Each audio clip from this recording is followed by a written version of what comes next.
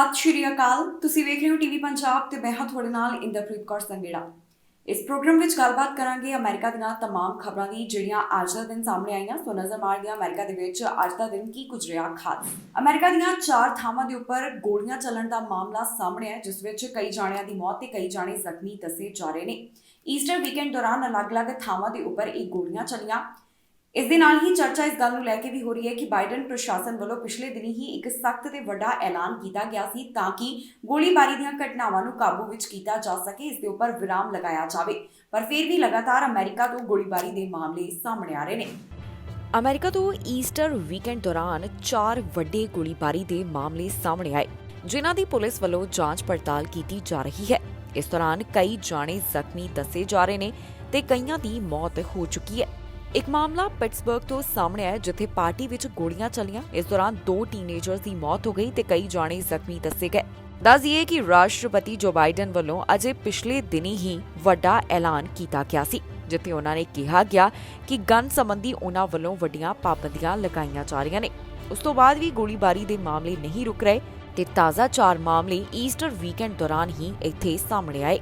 Pittsburgh ਦੇ ਵਿੱਚ ਜਿਹੜੀਆਂ ਗੋਲੀਆਂ ਚੱਲੀਆਂ, ਇੱਥੇ ਇੱਕ ਰੈਂਟਲ ਪ੍ਰਾਪਰਟੀ ਵਿੱਚ ਪਾਰਟੀ ਕੀਤੀ ਜਾ ਰਹੀ ਸੀ ਜਦੋਂ ਗੋਲੀਆਂ ਚਲਾਈਆਂ ਗਈਆਂ ਤੇ ਕਈ ਜਾਣੇ ਜ਼ਖਮੀ ਹੋਏ। 2 ਮਾਈਨਰਸ ਦੀ ਇਸ ਦੌਰਾਨ ਮੌਤ ਹੋ ਗਈ ਤੇ 10 ਜਾਣੇ ਜ਼ਖਮੀ ਦੱਸੇ ਜਾ ਰਹੇ ਨੇ। ਇਸ ਤੋਂ ਇਲਾਵਾ ਐਤਵਾਰ ਵਾਲੇ ਦਿਨ ਪੋਰਟਲੈਂਡ ਓਰੀਗਨ ਦੇ ਵਿੱਚ ਵੀ ਗੋਲੀਆਂ ਚੱਲੀਆਂ।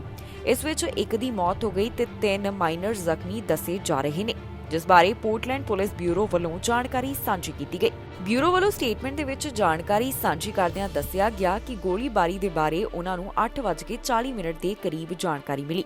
ਜਦੋਂ ਘਟਨਾ ਵਾਲੀ ਥਾਂ ਦੇ ਉੱਪਰ ਪਹੁੰਚੇ ਤਾਂ ਉਹਨਾਂ ਦੇਖਿਆ ਕਿ ਇੱਕ ਦੀ ਮੌਤ ਹੋ ਗਈ ਤੇ 3 ਜਾਣੇ ਇੱਥੇ ਗੋਲੀਆਂ ਲੱਗਣ ਕਾਰਨ ਜ਼ਖਮੀ ਸਨ।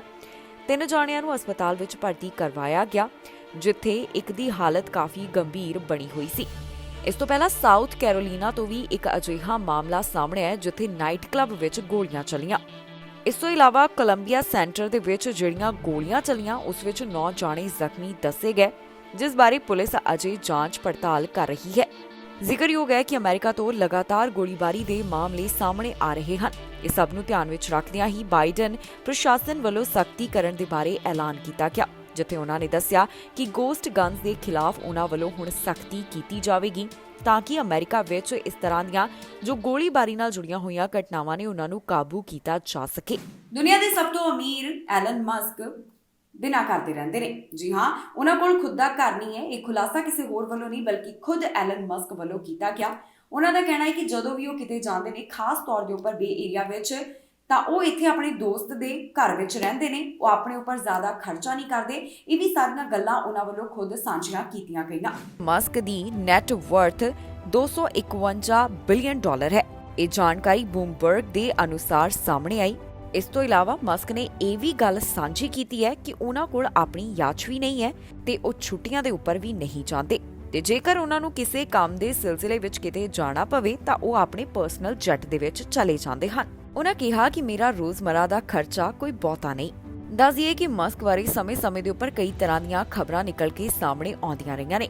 ਕਈ ਵਾਰ ਉਹਨਾਂ ਦੇ ਬਾਰੇ ਕਈ ਤਰ੍ਹਾਂ ਦੇ ਖੁਲਾਸੇ ਕੀਤੇ ਗਏ, ਪਰ ਹੁਣ ਜਿਹੜਾ ਉਹਨਾਂ ਨੇ ਖੁਦ ਆਪਣਾ ਸੀਕ੍ਰੇਟ ਸਾਂਝਾ ਕੀਤਾ, ਇਸਨੇ ਕਈਆਂ ਨੂੰ ਹੈਰਾਨ ਕਰ ਦਿੱਤਾ। ਇੱਕ ਇੰਟਰਵਿਊ ਵਿੱਚ ਮਸਕ ਦੀ ਪਾਰਟਨਰ ਵੱਲੋਂ ਵੀ ਜਾਣਕਾਰੀ ਦਿੱਤੀ ਗਈ ਸੀ ਕਿ ਕਦੇ-ਕਦੇ ਉਹ ਬਿਲੋ ਦਾ ਪਾਵਰਟੀ ਲਾਈਨ ਵੀ ਰਹਿੰਦੇ ਨੇ। ਉਹ ਕਈ ਵਾਰ ਨਵੇਂ ਗੱਦੇ ਲੈਣ ਤੋਂ ਵੀ ਮਨਾ ਕਰ ਦਿੰਦੇ ਨੇ। ਇਸ ਤੋਂ ਇਲਾਵਾ 2015 ਵਿੱਚ ਗੂਗਲ ਦੇ ਕੋ-ਫਾਊਂਡਰ ਵੱਲੋਂ ਵੀ ਇਹ ਖੁਲਾਸਾ ਕੀਤਾ ਗਿਆ ਸੀ ਕਿ ਜਦੋਂ ਵੀ ਉਹਨਾਂ ਨੇ ਇੱਥੇ ਆਉਣਾ ਹੁੰਦਾ ਸੀ ਤਾਂ ਉਹਨਾਂ ਵੱਲੋਂ ਈਮੇਲ ਕਰਕੇ ਪੁੱਛਿਆ ਜਾਂਦਾ ਸੀ ਕਿ ਮੈਨੂੰ ਨਹੀਂ ਪਤਾ ਕਿ ਮੈਂ ਅੱਜ ਰਾਤ ਨੂੰ ਕਿੱਥੇ ਰਵਾਂਗਾ, ਕੀ ਮੈਂ ਤੁਹਾਡੇ ਕੋਲ ਆ ਸਕਦਾ ਹਾਂ। ਇਸ ਤੋਂ ਇਲਾਵਾ ਜਾਣਕਾਰੀ ਲਈ ਦੱਸ ਦਈਏ ਕਿ ਟਵਿੱਟਰ ਵੱਲੋਂ ਉਹਨਾਂ ਦਾ $48 ਬਿਲੀਅਨ ਦਾ ਬਿਡ ਵੀ ਰਿਜੈਕਟ ਕਰ ਦਿੱਤਾ ਗਿਆ, ਪਰ ਮਸਕ ਕਹਿੰਦੇ ਨੇ ਕਿ ਉਹਨਾਂ ਕੋਲ ਇਸ ਤੋਂ ਬਾਅਦ ਵੀ ਇੱਕ ਬੈਕਅਪ ਯੋਜਨਾ ਹੈ, ਪਰ ਬਾਕੀ ਜਾਣਕਾਰੀ ਸਾਂਝੀ ਕਰਨ ਤੋਂ ਉਹਨਾਂ ਨੇ ਮਨਾ ਕਰ ਦਿੱਤਾ। ਇੱਕ ਹਾਊਸ ਪਾਰਟੀ ਵਿੱਚ ਗੋਲੀਆਂ ਚੱਲਣ ਦਾ ਮਾਮਲਾ ਸਾਹਮਣੇ ਆਇਆ, ਜਿਸ ਵਿੱਚ 2 ਦੀ ਮੌਤ ਤੇ ਕਈ ਜਾਣੇ ਜ਼ਖਮੀ ਦੱਸੇ ਜਾ ਰਹੇ ਨੇ। ਜਿਹੜੇ 2 ਜਾਣਿਆਂ ਦੀ ਮੌਤ ਹੋਈ ਉਹ ਟੀਨੇਜਰ ਹਨ। ਫਿਲਹਾਲ ਇਸ ਮਾਮਲੇ ਦੀ ਜਾਂਚ ਜਾਰੀ ਹੈ। ਦੱਸਿਆ ਜਾ ਰਿਹਾ ਹੈ ਕਿ ਜਿਸ ਮੌਕੇ ਇੱਥੇ ਗੋਲੀਆਂ ਚਲਾਈਆਂ ਗਈਆਂ ਤਾਂ ਕਾਫੀ ਲੋਕ ਪਾਰਟੀ ਵਿੱਚ ਮੌਜੂਦ ਸਨ। ਪਿਟਸਬਰਗ ਤੋਂ ਇੱਕ ਅਜਿਹਾ ਮਾਮਲਾ ਸਾਹਮਣੇ ਆਇਆ, ਜਿੱਥੇ ਹਾਊਸ ਪਾਰਟੀ ਵਿੱਚ ਗੋਲੀਆਂ ਚੱਲੀਆਂ। ਇਸ ਦੌਰਾਨ 2 ਮਾਈਨਰਸ ਦੀ ਮੌਤ ਹੋ ਗਈ ਤੇ 8 ਜਾਣੇ ਜ਼ਖਮੀ ਦੱਸੇ ਜਾ ਰਹੇ ਨੇ। ਹੁਣ ਪੁਲਿਸ ਵੱਲੋਂ ਇਸ ਮਾਮਲੇ ਦੇ ਸੰਬੰਧ ਵਿੱਚ ਜਾਣਕਾਰੀ ਸਾਂਝੀ ਕੀਤੀ ਗਈ, ਜਿੱਥੇ ਉਹਨਾਂ ਦੱਸਿਆ ਕਿ ਗੋਲੀਬਾਰੀ ਦਾ ਇਹ ਮਾਮਲਾ ਐਤਵਾਰ 12:30 ਦੇ ਕਰੀਬ ਸਾਹਮਣੇ ਆਇਆ। ਜਿਸ ਪਾਰਟੀ ਦੇ ਵਿੱਚ ਗੋਲੀਆਂ ਚੱਲੀਆਂ ਇਹ ਪਾਰਟੀ ਰੈਂਟਲ ਪ੍ਰਾਪਰਟੀ ਵਿੱਚ ਹੋ ਰਹੀ ਸੀ, ਜਿੱਥੇ ਕਈ ਜਾਣੇ ਇਸ ਪਾਰਟੀ ਵਿੱਚ ਸ਼ਾਮਿਲ ਹੋਏ। ਇਸ ਦੌਰਾਨ ਕਿਸੇ ਵਿੱਚ ਝਗੜਾ ਹੋਇਆ, ਜਿਸ ਤੋਂ ਬਾਅਦ ਗੋਲੀਆਂ ਚਲਾ ਦਿੱਤੀਆਂ ਗਈਆਂ। ਗੋਲੀਆਂ ਚਲਾਉਣ ਵਾਸਤੇ ਇੱਕ ਰਾਈਫਲ ਦੀ ਵਰਤੋਂ ਕੀਤੀ ਗਈ, ਜਿਸ ਬਾਰੇ ਪੁਲਿਸ ਨੇ ਜਾਣਕਾਰੀ ਸਾਂਝੀ ਕੀਤੀ। ਪੁਲਿਸ ਦਾ ਮੰਨਣਾ ਹੈ ਕਿ ਇਸ ਮਾਮਲੇ ਨਾਲ ਜੁੜੇ ਹੋਏ ਕਈ ਸ਼ੂਟਰਸ ਹਨ। ਇਸ ਦੇ ਨਾਲ ਹੀ ਦੱਸ ਦਈਏ ਕਿ ਜਿਹੜੇ 2 ਮੇਲ ਵਿਕਟਮਸ ਨੂੰ ਹਸਪਤਾਲ ਭਰਤੀ ਕਰਵਾਇਆ ਗਿਆ, ਉਹਨਾਂ ਦੀ ਮੌਤ ਹੋ ਚੁੱਕੀ ਹੈ ਤੇ 8 ਜਾਣੇ ਜ਼ਖਮੀ ਦੱਸੇ ਜਾ ਰਹੇ ਨੇ, ਜਿਨ੍ਹਾਂ ਦਾ ਇਸ ਸਮੇਂ ਹਸਪਤਾਲ ਵਿੱਚ ਇਲਾਜ ਚੱਲ ਰਿਹਾ ਹੈ। ਇਸ ਤੋਂ ਪਹਿਲਾਂ ਜਿਹੜੀ ਪੁਲਿਸ ਨੇ ਜਾਣਕਾਰੀ ਸਾਂਝੀ ਕੀਤੀ ਸੀ, ਉਸ ਵਿੱਚ ਕਿਹਾ ਗਿਆ ਕਿ ਇਸ ਗੋਲੀਬਾਰੀ ਦੀ ਘਟਨਾ ਵਿੱਚ 9 ਜਾਣੇ ਜ਼ਖਮੀ ਹੋਏ, ਪਰ ਬਾਅਦ ਵਿੱਚ ਉਹਨਾਂ ਨੇ ਪ੍ਰੈਸ ਕਾਨਫਰੰਸ ਰਾਹੀਂ ਤਾਜ਼ਾ ਜਾਣਕਾਰੀ ਸਾਂਝੀ ਕਰਦਿਆਂ ਦੱਸਿਆ ਗਿਆ ਕਿ 2 ਲੜਕਿਆਂ ਦੀ ਗੋਲੀ ਲੱਗਣ ਦੇ ਕਾਰਨ ਮੌਤ ਹੋ ਗਈ। ਦੱਸ ਦਈਏ ਕਿ ਜਦੋਂ ਇੱਥੇ ਗੋਲੀਆਂ ਚਲਾਈਆਂ ਗਈਆਂ ਤਾਂ ਕਈ ਖਿੜਕੀਆਂ 'ਚੋਂ ਵੀ ਛਾਲਾਂ ਮਾਰਦੇ ਹੋਏ ਦਿਖਾਈ ਦਿੱਤੇ, ਕਿਉਂਕਿ ਉਹਨਾਂ ਵੱਲੋਂ ਆਪਣੀ ਜਾਨ ਬਚਾਉਣ ਦੀ ਕੋਸ਼ਿਸ਼ ਕੀਤੀ ਜਾ ਰਹੀ ਸੀ। ਜਿਹੜੇ 2 ਜਾਣਿਆਂ ਨੇ ਤਾਕੀਆਂ 'ਚੋਂ ਛਾਲ ਮਾਰੀ, ਉਹਨਾਂ ਦੀਆਂ ਹੱਡੀਆਂ ਫ੍ਰੈਕਚਰ ਹੋਣ ਬਾਰੇ ਵੀ ਪੁਲਿਸ ਵੱਲੋਂ ਜਾਣਕਾਰੀ ਦਿੱਤੀ ਗਈ ਹੈ। ਕਿਹਾ ਜਾ ਰਿਹਾ ਹੈ ਕਿ ਇੱਥੇ 90 ਰਾਉਂਡ ਫਾਇਰ ਕੀਤੇ ਗਏ। ਫਿਲਹਾਲ ਪੁਲਿਸ ਵੱਲੋਂ ਇਸ ਘਟਨਾ ਦੇ ਸੰਬੰਧ ਵਿੱਚ ਕਿਸੇ ਨੂੰ ਵੀ ਗ੍ਰਿਫਤਾਰ ਨਹੀਂ ਕੀਤਾ ਗਿਆ। ਅਜੇ ਉਹਨਾਂ ਵੱਲੋਂ ਇਸ ਦੀ ਪੜਤਾਲ ਕੀਤੀ ਜਾ ਰਹੀ ਹੈ, ਜਿਸ ਤੋਂ ਬਾਅਦ ਬਾਕੀ ਦੀ ਜਾਣਕਾਰੀ ਸਾਂਝੀ ਕੀਤੀ ਜਾਵੇਗੀ। The crowd and trying to get help to the people that needed it. And the medics arrived and were able to help transport victims, and they were self-transported, and our officers as well, trying to get victims the help that they needed at the hospital.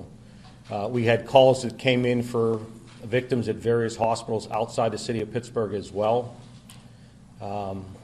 And sadly, we had 2 victims from gunshot wounds die, both under the age of 18.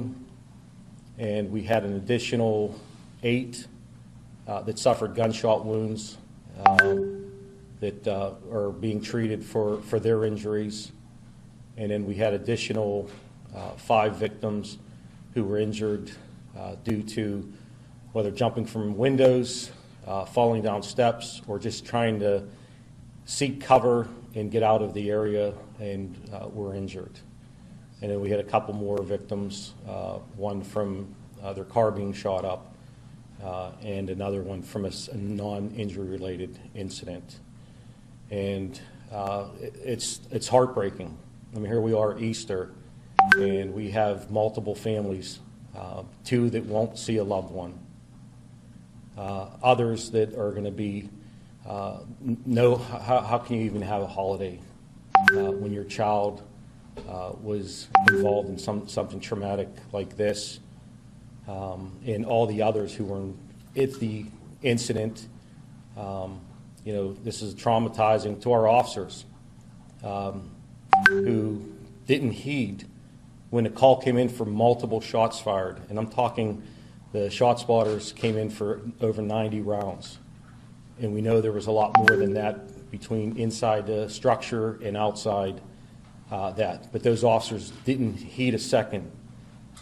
They went in and tried to help people and get people the care that they needed, and try to really connect the multiple crime scenes that were located throughout that area. So I can't say enough about the officers for what they did. ਜੁਲਾਈ ਮਹੀਨੇ ਦੌਰਾਨ ਜਿਹੜੀ ਬੱਚੀ ਗੁੰਮਸ਼ੁਦਾ ਹੋਈ ਉਹ police ਨੂੰ ਹੁਣ ਮਿਲ ਚੁੱਕੀ ਹੈ। ਇਹ ਬੱਚੀ ਨੇਵਾਡਾ ਟ੍ਰੈਫਿਕ ਸਟਾਪ ਤੇ ਪੁਲਿਸ ਨੂੰ ਮਿਲੀ, ਜਿਸ ਬਾਰੇ ਜਾਣਕਾਰੀ ਦਿੱਤੀ ਗਈ। ਇਸ ਦੇ ਨਾਲ ਹੀ ਪੁਲਿਸ ਦਾ ਕਹਿਣਾ ਹੈ ਕਿ ਉਸ ਦੇ ਸਟੈਪ ਫਾਦਰ ਨੂੰ ਗ੍ਰਿਫਤਾਰ ਕੀਤਾ ਗਿਆ। ਜੁਲਾਈ ਤੋਂ ਗੁੰਮਸ਼ੁਦਾ ਹੋਈ ਇੱਕ ਬੱਚੀ ਪੁਲਿਸ ਨੂੰ ਹੁਣ ਜਾ ਕੇ ਮਿਲੀ ਹੈ। ਇਹ ਮਾਮਲਾ ਕੈਲੀਫੋਰਨੀਆ ਨਾਲ ਸੰਬੰਧਿਤ ਦੱਸਿਆ ਜਾ ਰਿਹਾ ਹੈ, ਜਿੱਥੇ ਇੱਥੋਂ ਦੀ ਬੱਚੀ ਜੁਲਾਈ ਮਹੀਨੇ ਤੋਂ ਗੁੰਮਸ਼ੁਦਾ ਸੀ, ਜਿਹੜੀ ਨੇਵਾਡਾ ਟ੍ਰੈਫਿਕ ਸਟਾਪ ਦੇ ਉੱਪਰ ਮਿਲੀ। ਇਸ ਮਾਮਲੇ ਦੇ ਸੰਬੰਧ ਵਿੱਚ ਪੁਲਿਸ ਵੱਲੋਂ ਇਸ ਬੱਚੀ ਦੇ ਸੌਤੇਲੇ ਪਿਤਾ ਨੂੰ ਗ੍ਰਿਫਤਾਰ ਕੀਤਾ ਗਿਆ। ਹੁਣ ਇਸ ਮਾਮਲੇ ਦੇ ਸੰਬੰਧ ਵਿੱਚ ਅਥਾਰਟੀਜ਼ ਨੇ ਸਾਰੀ ਜਾਣਕਾਰੀ ਸਾਂਝੀ ਕੀਤੀ, ਜਿੱਥੇ ਇਸ ਬੱਚੀ ਦਾ ਨਾਮ ਨਾਟਿਆ ਦੱਸਿਆ ਗਿਆ ਤੇ ਉਮਰ 14 ਸਾਲ ਦੇ ਕਰੀਬ ਹੈ, ਜਿਹੜੀ ਉਹਨਾਂ ਨੂੰ ਨੇਵਾਡਾ ਟ੍ਰੈਫਿਕ ਸਟਾਪ ਤੇ ਮਿਲੀ। ਇਸ ਮਾਮਲੇ ਦੇ ਸੰਬੰਧ ਵਿੱਚ ਬੱਚੀ ਦੇ ਸਟੈਪ ਫਾਦਰ ਨੂੰ ਗ੍ਰਿਫਤਾਰ ਕੀਤਾ ਗਿਆ, ਜਿਸ ਨੂੰ ਹਿਰਾਸਤ ਵਿੱਚ ਰੱਖਿਆ ਗਿਆ ਹੈ। ਪੁਲਿਸ ਵੱਲੋਂ ਇਹ ਜਾਣਕਾਰੀ ਸਾਂਝੀ ਕੀਤੀ ਗਈ ਹੈ ਕਿ ਜਿਹੜੀ ਟੀਨੇਜਰ ਬੱਚੀ ਉਹਨਾਂ ਨੂੰ ਮਿਲੀ, ਉਸ ਨੂੰ ਕਿਸੇ ਤਰ੍ਹਾਂ ਦਾ ਵੀ ਕੋਈ ਨੁਕਸਾਨ ਨਹੀਂ ਹੋਇਆ, ਉਹ ਬਿਲਕੁਲ ਹੈਲਦੀ ਹੈ। ਪੁਲਿਸ ਵੱਲੋਂ ਬੱਚੀ ਦੇ ਸਟੈਪ ਫਾਦਰ ਰੋਮਾਨ ਉੱਪਰ ਚਾਰजेस ਵੀ ਲਗਾਏ ਜਾ ਚੁੱਕੇ ਹਨ। ਦੱਸਿਆ ਜਾ ਰਿਹਾ ਹੈ ਕਿ ਇਹ ਬੱਚੀ ਜੁਲਾਈ 2021 ਦੌਰਾਨ ਲਾਪਤਾ ਹੋਈ ਸੀ। ਉਦੋਂ ਤੋਂ ਹੀ ਬੱਚੀ ਨੂੰ ਲੱਭਣ ਦੀ ਕੋਸ਼ਿਸ਼ ਕੀਤੀ ਜਾ ਰਹੀ ਸੀ ਤੇ ਹੁਣ ਨੇਵਾਡਾ ਟ੍ਰੈਫਿਕ ਸਟਾਪ ਦੇ ਉੱਪਰ ਇਸ ਬੱਚੀ ਦੇ ਮਿਲਣ ਦੀ ਜਾਣਕਾਰੀ ਸਾਹਮਣੇ ਆਈ ਹੈ। ਇੱਕ ਔਰਤ ਦੀ ਲਾਸ਼ ਡਫਲ ਬੈਗ ਵਿੱਚੋਂ ਮਿਲੀ, ਜਿਸ ਉੱਪਰ ਚਾਕੂ ਨਾਲ ਕਈ ਵਾਰ ਹਮਲਾ ਕੀਤਾ ਗਿਆ। ਦੱਸਿਆ ਜਾ ਰਿਹਾ ਹੈ ਕਿ ਇਸ ਔਰਤ ਦੇ ਉੱਪਰ 48 ਵਾਰ ਚਾਕੂ ਨਾਲ ਹਮਲਾ ਕੀਤਾ ਗਿਆ। ਇਹ ਦੋ ਬੱਚਿਆਂ ਦੀ ਮਾਂ ਦੱਸੀ ਜਾ ਰਹੀ ਹੈ। ਪੁਲਿਸ ਵੱਲੋਂ ਇਸ ਮਾਮਲੇ ਦੀ ਜਾਂਚ ਕੀਤੀ ਜਾ ਰਹੀ ਹੈ। ਨਿਊਯਾਰਕ ਤੋਂ ਇੱਕ ਅਜਿਹਾ ਮਾਮਲਾ ਸਾਹਮਣੇ ਆਇਆ ਜਿੱਥੇ ਮਾਂ ਦੀ ਲਾਸ਼ ਡਫਲ ਬੈਗ ਵਿੱਚੋਂ ਮਿਲੀ। ਇਸ ਉੱਪਰ 48 ਵਾਰ ਚਾਕੂ ਨਾਲ ਹਮਲਾ ਕੀਤਾ ਗਿਆ। ਇਹ ਜਾਣਕਾਰੀ ਪੁਲਿਸ ਸੋਰਸਸ ਵੱਲੋਂ ਸਾਂਝੀ ਕੀਤੀ ਗਈ। ਜੀ ਹਾਂ, ਜਾਣਕਾਰੀ ਮੁਤਾਬਕ ਇਹ ਔਰਤ ਦੋ ਬੱਚਿਆਂ ਦੀ ਮਾਂ ਦੱਸੀ ਜਾ ਰਹੀ ਹੈ, ਜਿਸ ਦੀ ਲਾਸ਼ ਡਫਲ ਬੈਗ ਵਿੱਚੋਂ ਮਿਲੀ। ਇਸ ਔਰਤ ਦੇ ਗਲ, ਬਾਂਹ, ਹੱਥ ਇਹਨਾਂ ਉੱਪਰ 48 ਵਾਰ ਚਾਕੂ ਨਾਲ ਹਮਲਾ ਕੀਤਾ ਗਿਆ। ਜਾਣਕਾਰੀ ਮੁਤਾਬਕ ਆਫੀਸ਼ੀਅਲਸ ਨੂੰ ਇੱਕ ਕਾਲ ਕਰਕੇ ਜਾਣਕਾਰੀ ਸਾਂਝੀ ਕਰਦਿਆਂ ਕਿਸੇ ਵੱਲੋਂ ਦੱਸਿਆ ਗਿਆ ਕਿ ਇੱਥੇ ਇੱਕ ਸਸਪੀਸ਼ੀਅਸ ਬੈਗ ਪਿਆ ਹੋਇਆ ਹੈ ਤੇ ਬੈਗ ਖੂਨ ਨਾਲ ਲਿਬੜਿਆ ਹੋਇਆ ਦੱਸਿਆ ਗਿਆ। ਜਦੋਂ ਪੁਲਿਸ ਘਟਨਾ ਵਾਲੀ ਥਾਂ ਦੇ ਉੱਪਰ ਪਹੁੰਚੀ ਤਾਂ ਉਹਨਾਂ ਦੇਖਿਆ ਕਿ ਇਸ ਵਿੱਚ ਇੱਕ ਗਾਲ ਨਾਮ ਦੀ ਔਰਤ ਦੀ ਲਾਸ਼ ਪਈ ਸੀ, ਜੋ ਕਿ ਅਨਕੌਂਸ਼ੀਅਸ ਦੱਸੀ ਗਈ। ਬਾਅਦ ਵਿੱਚ ਐਮਰਜੈਂਸੀ ਸਰਵਿਸਿਜ਼ ਵੱਲੋਂ ਇਸ ਨੂੰ ਮ੍ਰਿਤਕ ਐਲਾਨ ਕਰ ਦਿੱਤਾ ਗਿਆ। ਪੁਲਿਸ ਵੱਲੋਂ ਇਸ ਮਾਮਲੇ ਨੂੰ ਹੋਮਿਸਾਈਡ ਕਰਾਰ ਕਰ ਦਿੱਤਾ ਗਿਆ ਤੇ ਉਹਨਾਂ ਵੱਲੋਂ ਇਸ ਦੀ ਜਾਂਚ ਜਾਰੀ ਹੈ। ਫਿਲਹਾਲ ਪੁਲਿਸ ਵੱਲੋਂ ਇਸ ਮਾਮਲੇ ਦੇ ਸੰਬੰਧ ਵਿੱਚ ਕਿਸੇ ਨੂੰ ਗ੍ਰਿਫਤਾਰ ਨਹੀਂ ਕੀਤਾ ਗਿਆ ਤੇ ਨਾ ਹੀ ਕਿਸੇ ਸਸਪੈਕਟ ਦੀ ਜਾਣਕਾਰੀ ਅਜੇ ਤੱਕ ਸਾਂਝੀ ਕੀਤੀ ਗਈ ਹੈ। ਮਾਮਲੇ ਦੀ ਪੜਤਾਲ ਅਜੇ ਜਾਰੀ ਹੈ। ਹੁਣ ਜਿਹੜੇ ਇਸ ਘਰ ਦੇ ਵਿੱਚ ਰਹਿਣ ਵਾਲੇ ਸਨ, ਉਹ ਪੁਲਿਸ ਦੇ ਸ਼ੱਕ ਦੇ ਘੇਰੇ ਵਿੱਚ ਹਨ, ਜਿਸ ਵਿੱਚ ਇੱਕ 13 ਸਾਲਾ ਵੀ ਸ਼ਾਮਿਲ ਹੈ, ਜਿਨ੍ਹਾਂ ਨੂੰ ਡਿਟੈਕਟਿਵਸ ਵੱਲੋਂ ਸਵਾਲ ਪੁੱਛੇ ਜਾ ਰਹੇ ਨੇ। ਦੱਸਿਆ ਜਾ ਰਿਹਾ ਹੈ ਕਿ ਇਸ ਔਰਤ ਦਾ ਪਤੀ ਸ਼ਹਿਰ ਤੋਂ ਬਾਹਰ ਸੀ ਜਿਸ ਸਮੇਂ ਇਸ ਔਰਤ ਦੀ ਲਾਸ਼ ਮਿਲੀ। ਅਜੇ ਮਾਮਲੇ ਨੂੰ ਸੁਲਝਾਉਣ ਦੀ ਕੋਸ਼ਿਸ਼ ਕੀਤੀ ਜਾ ਰਹੀ ਹੈ, ਜਿਸ ਤੋਂ ਬਾਅਦ ਬਾਕੀ ਦੀ ਜਾਣਕਾਰੀ ਸਾਂਝੀ ਕੀਤੀ ਜਾਵੇਗੀ। ਸੋ ਇਹ ਸਨ ਅਮਰੀਕਾ ਦੀਆਂ तमाम ਵੱਡੀਆਂ ਖਬਰਾਂ ਜਿਹੜੀਆਂ ਅੱਜ ਦੇ ਦਿਨ ਸਾਹਮਣੇ ਆਈਆਂ। ਫਿਲਹਾਲ ਮੈਨੂੰ ਇੰਦਰਪ੍ਰੀਤ ਕੌਰ ਸੰਗੇੜਾ ਨੂੰ ਦਿਓ ਇਜਾਜ਼ਤ ਤੇ ਤੁਸੀਂ ਵੇਖਦੇ ਰਹੋ ਟੀਵੀ ਪੰਜਾਬ।